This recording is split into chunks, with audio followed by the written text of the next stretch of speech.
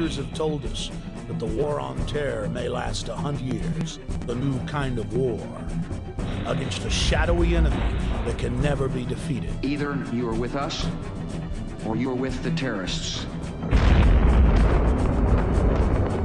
Generation after generation will have to lay down its liberty in an endless war for global empire. It was a breathtaking display of firepower. And the Pentagon says we ain't seen nothing yet. The perfect specter to convince populations to relinquish their liberty in the name of security. There is no doubt that Saddam Hussein now has weapons of mass destruction. There is no doubt that he is amassing them to use against our friends, against our allies, and against us. And if he does not disarm, the United States of America will lead a coalition and disarm him in the name of peace. We've been told that we're facing a 100-year war that will last generation after generation. In this film, we will explore who pulls the strings and who benefits from the dark spectacle of modern warfare. We will answer the question, do the people know how they are controlled? Do they understand the systems of power that surround them, the modern propaganda machines of public relations that wash their brains and fill their minds full of ball games and mindless fluff? Is the population beginning to realize that governments throughout history have used the specter of fear to drive their populations into acquiescing to total tyranny? September 11th, national ID cards, Big Brother, the Iraq War, the 7/7 bombings in London, the invasion of Iran. How are they all interconnected? In previous films, we have focused predominantly on September 11th as the foundational event, the pretext for the current geopolitical structure. The smartest thing to do is pull it. And they made that decision to pull, and then we watched the building collapse.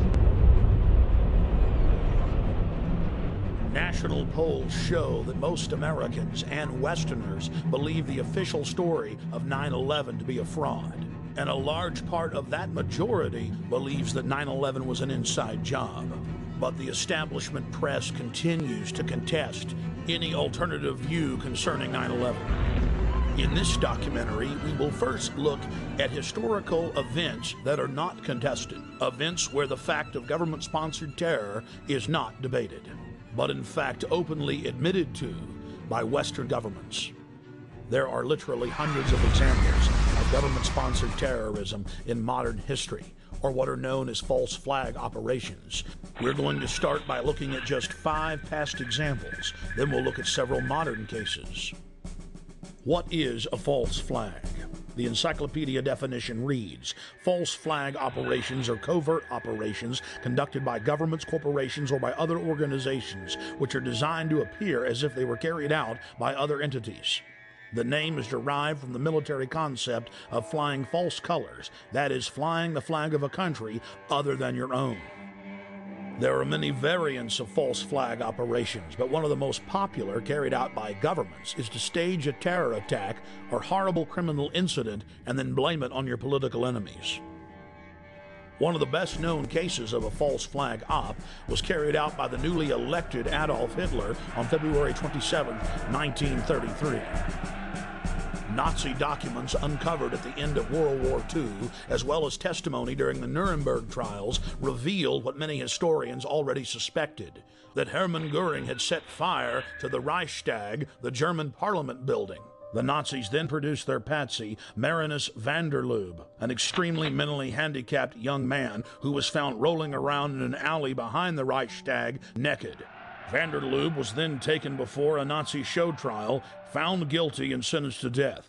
He was beheaded on January 10, 1934.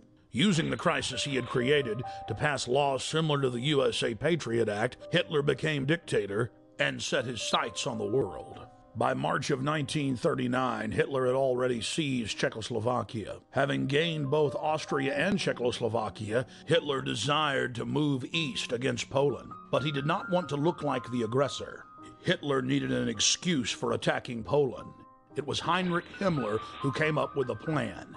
Thus, the operation was codenamed Operation Himmler.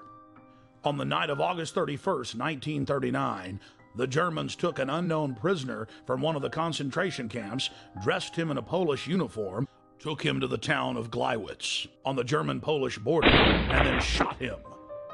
The staged scene with the dead prisoner dressed in a Polish uniform was supposed to appear as a Polish attack against the German radio station. German radio, newspapers, and newsreels were flooded with images of what appeared to be a dead Polish soldier who had dared attack the Reich. Now Hitler had his excuse to invade Poland, and the nightmare of World War II had begun.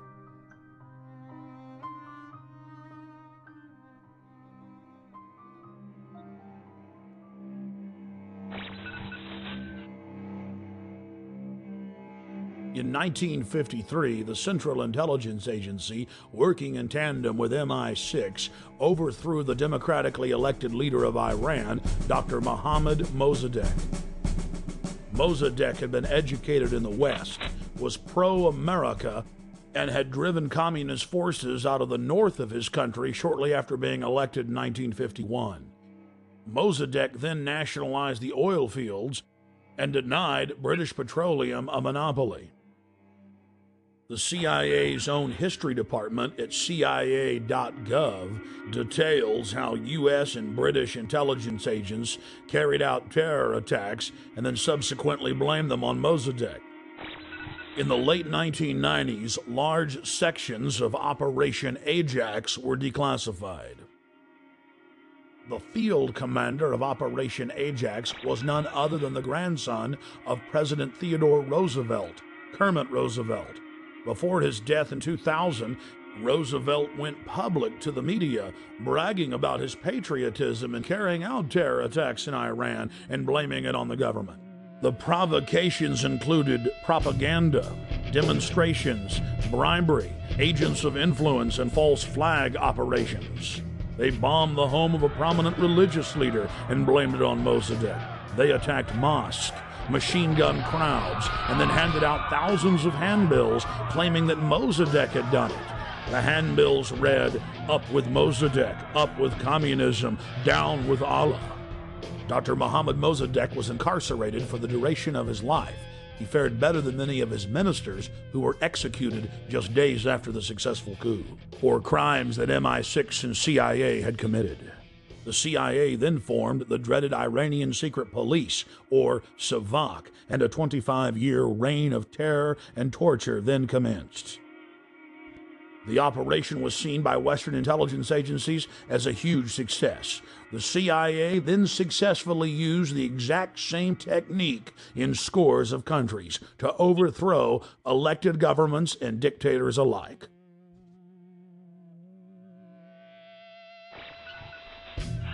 Operation Gladio is an umbrella name for literally hundreds of bombings carried out by Western intelligence agencies and NATO in Italy, Western Europe, the Middle East, Latin America, and Asia.